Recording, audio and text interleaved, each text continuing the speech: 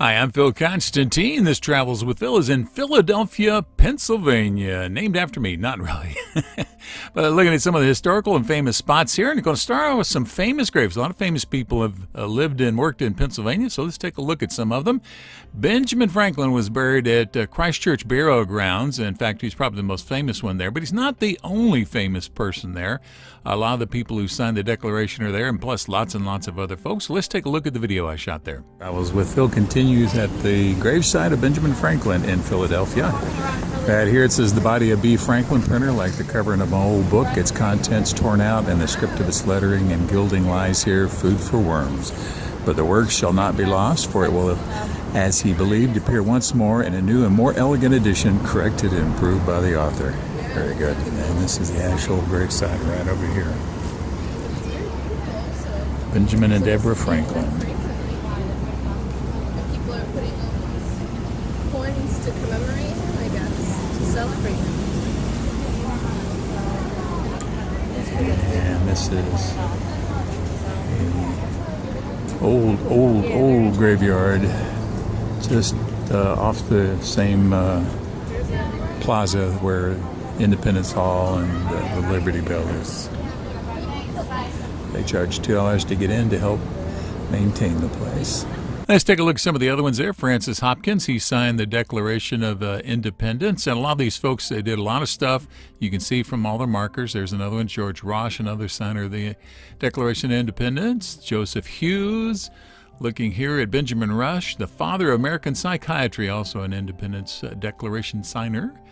And a lot of these, they'll put extra signs up sometimes. Now, this is Charles Mason from the famous Mason-Dixon line. With Phil continues in the Christ Church Burial Grounds in downtown Philadelphia. This is the site of Charles Mason, as in the Mason-Dixon line. He died in 1786. English astronomer and surveyor who, along with Jeremiah Dixon, laid out the Mason-Dixon line. Famous border between Maryland, Pennsylvania, and Delaware, using a little bit the stars from God's heavens in the years 1763 through 1767. I'll zoom in a little bit here. Well, get closer at least.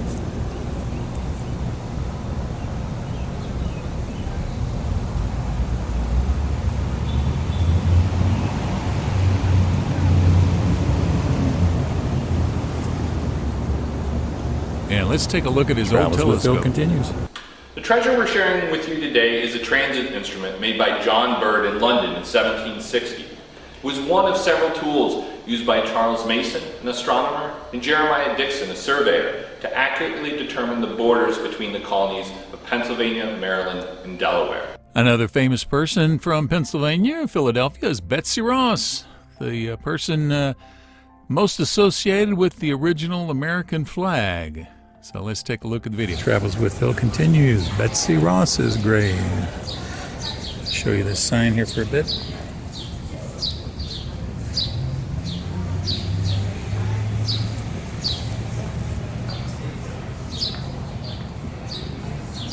Always stop there to read that. It says here, an uncle of her husband, George Ross, was a member of the Continental Congress and a signer of the Declaration of Independence, and he suggested that Betsy sew the flag, which she did. And then this over here is the house.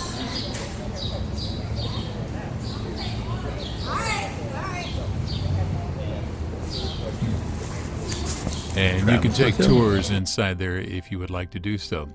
Now, another spot out there is the National Museum of American Jewish History, and they have a lot of artifacts from famous Jewish people. This is a storyboard from the Ten Commandments from 1956, the original. No, that's the second one, I guess, actually.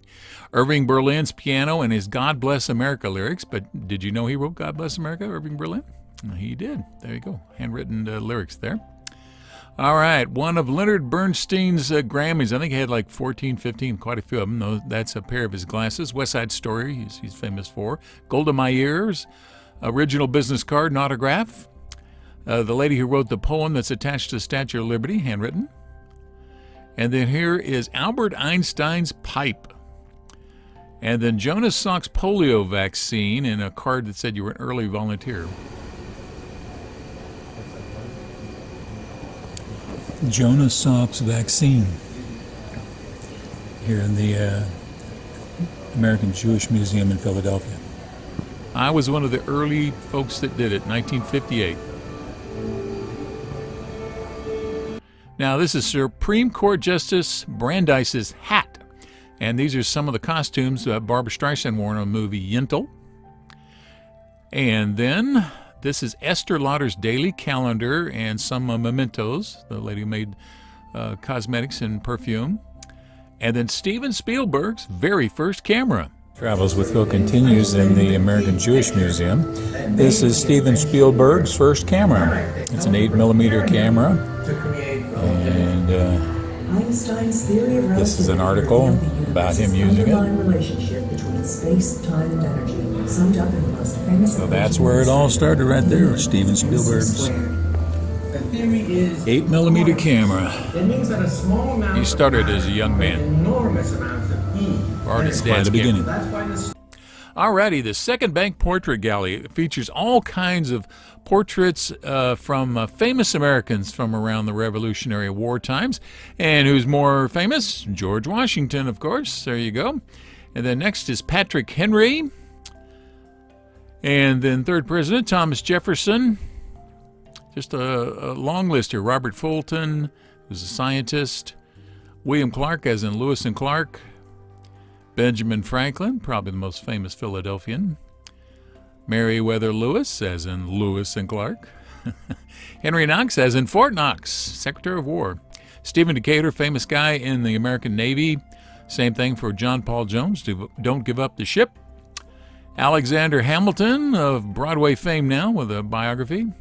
William Penn started Pennsylvania. Marquis de Lafayette came to help the Americans during the Revolutionary War. A couple of pictures of him. Martha Custis Washington, she was a wealthy landowner before she met George. Richard Henry Lee. And Joseph Brant, he was a Mohawk war chief. And then just some of the other places around in Philadelphia. It's a big, big town. You can see lots of stuff there. Thomas Jefferson wrote the Declaration of Independence on that site right there.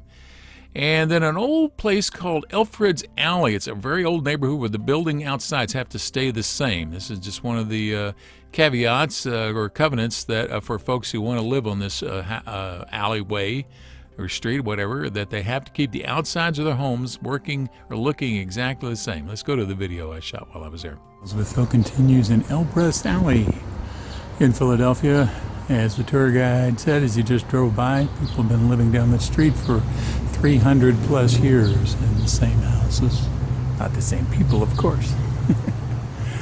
But you'll see markers around parts of the town that point down here. So this is a local spot, historical area in downtown Philadelphia. And Philadelphia is separated from New Jersey by the Delaware River. So here's a video. Travels with Hills. Starts with the pier in Philadelphia, Penn's Landing. Across the street. Across the river. Delaware River. That's New Jersey. Wouldn't be surprised if that wasn't the USS New Jersey. See the shoreline there in New Jersey? The 95. Sign that says Camden. And the rest of the river. And the big, big bridge overhead. All the traffic out there. See a duck down there about to come in. Travels with Phil from Philadelphia.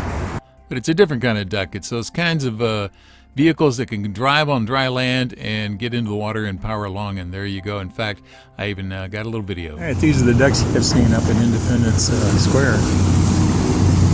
They drive on the ground and then go in the water. Hopefully come back again. And finally, here's Philly in Philly. Got the shirt that says Philly. My name's Phil. And here's Philly in Philly eating a Philly cheesesteak. Pennsylvania. Thank you for watching this video. If you liked it, please give it a thumbs up by clicking on the button below. You're welcome to leave comments below as long as the language is family friendly. And finally, if you'd like to see more of my videos, please subscribe to my channel by clicking the button over on the bottom right-hand corner. Thank you again for watching.